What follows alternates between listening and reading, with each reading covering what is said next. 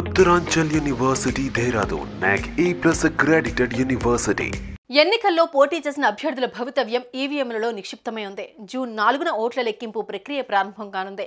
ఎన్నికల సంఘం కూడా శరవేగంగా ఏర్పాట్లు పూర్తి చేస్తోంది. లోక్సభతో పాటు ఏపీ, ఒరిస్సా శాసనసభ ఫలితాలు ఆ రోజే వెలువడనుండడంతో టెన్షన్ నెలకొంది. ఈ క్రమంలో ఓట్ల లెక్కింపు ఎలా ఉంటుందనేది చాలా మందికి తెలియదు. పోస్టల్ బ్యాలెట్ ఓట్లు ఎలా లెక్కిస్తారు, ఈవీఎంలలోని ఓట్ల లెక్కింపు ఎలా చేస్తారు వంటి అంశాలను ఇప్పుడు చూద్దాం.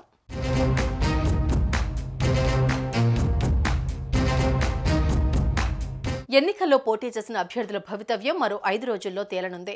జూన్ 4న ఉదయం 8 గంటలకు ప్రారంభమయ్యే ఓట్ల లెక్కింపు కోసం ఎన్నికల సంఘం అన్ని ఏర్పాట్లు చేస్తోంది. మొత్తం ఓట్ల లెక్కింపు ప్రక్రియలో 25,000 మందికి పైగా ఉద్యోగులు పాల్గొననున్నారు.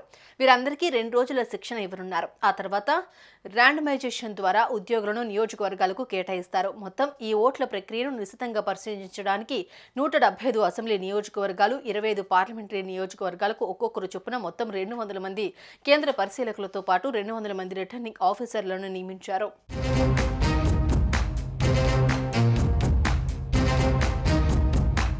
మే 13న పోలింగ్ ముగిసిన తర్వాత నుంచి ఈవీఎంలను, వీవీప్యాట్లను స్ట్రాంగ్ రూముల్లో భద్రపరిచారు. జూన్ 4న ఓట్ల లెక్కింపు మొదలయ్యే అరగంట ముందు స్ట్రాంగ్ రూముల నుంచి ఈవీఎంలను ఓట్ల లెక్కింపు కేంద్రాలకు తరలిస్తారు. ఆయా అసెంబ్లీ నియోజకవర్గంలో పోలైన ఓట్లను బట్టి కౌంటింగ్ కోసం టేబుళ్లను ఏర్పాటు చేస్తారు. ఒక్కో అసెంబ్లీ నియోజకవర్గంలో 14 కౌంటింగ్ టేబుల్స్ ఉంటే 14 మంది కౌంటింగ్ ఏజెంట్లు ఉండేలా అధికారులు ఏర్పాట్లు చేస్తారు. ఇక ముందుగా పోస్టల్ బ్యాలెట్లతో ఓట్ల లెక్కింపు ప్రారంభమవుతుంది. ఈ ఓట్లను రిటర్నింగ్ అధికారి పర్యవేక్షణలో లెక్కిస్తారు.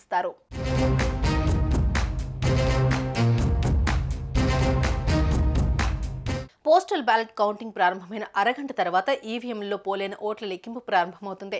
కౌంటింగ్ హాల్లో టేబుళ్లు ఎన్ని ఉంటే అన్ని ఈవీఎంలను మాత్రమే తీసుకురావాలి. ఒక రౌండ్ పూర్తయిన తర్వాతే మరుసటి రౌండ్కు సంబంధించిన కంట్రోల్ యూనిట్ను తీసుకురావాల్సి ఉంటుంది. ఈవీఎంల లెక్కింపు పూర్తయిన తర్వాత వీవీప్యాట్లను లెక్కించడానికి తీసుకొస్తారు. వీటిలో ఏ వీవీప్యాట్లను లెక్కించాలి అనే నిర్ణయాన్ని లాటరీ పద్ధతిలో తీసుకుంటారు. అలా లాటరీ తీసి అందులో వచ్చిన వీవీప్యాట్ను లెక్కింపునకు తీసుకెళ్తారు. అందులోని స్లిప్పులను లెక్కించిన తర్వాత దానికి జోడీగా ఉన్న ఈవీఎంలో వచ్చిన ఓట్లను సరిచూస్తారు.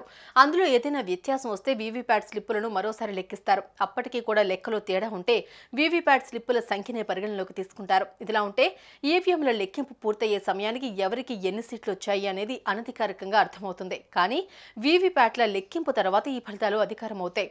అయితే 5 ఈవీఎంల వీవీప్యాట్ స్లిప్పుల లెక్కింపుకు కనీసం 5 గంటలు పట్టే అవకాశం ఉందని అంచనా.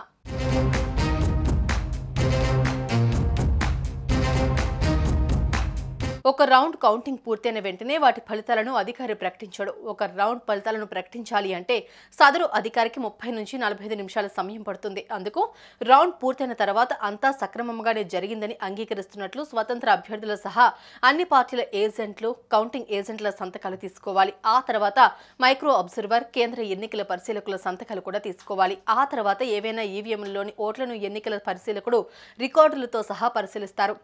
ఈవీఎం ఓట్లు, వీవీప్యాట్ ఓట్లు సరిపోవాలి. అప్పుడు ఏజెంట్లు అందరూ కూడా తమకు అభ్యంతరం లేదని ప్రకటించాలి. అప్పుడు ఆర్ఓ ఆ రౌండ్ ఫలితాలను అధికారికంగా విడుదల చేస్తారు. ఇక్కడ ఎవరైనా అభ్యంతరం వ్యక్తం చేస్తే లెక్కింపు ప్రక్రియ మరింత ఆలస్యమవుతుంది.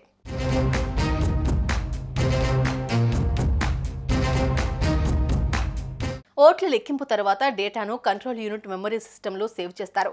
ఈ డేటా తొలగించబడే వరకు నియంత్రణ యూనిట్లో ఉంటుంది. ఓట్ల లెక్కింపు బాధ్యత ఎన్నికల అధికారి అంటే రిటర్నింగ్ అధికారిపై ఉంటుంది. రిటర్నింగ్ అధికారిగా ప్రభుత్వ అధికారి లేదా స్థానిక సంస్థ అధికారిని నియమిస్తారు.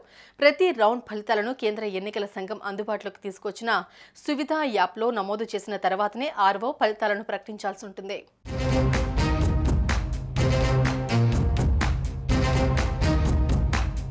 సుమన్ టీవీలో మీ పర్సనల్ అండ్ బిజినెస్ ప్రమోషన్స్ కోసం కింది నెంబర్కి కాంటాక్ట్ చేయండి.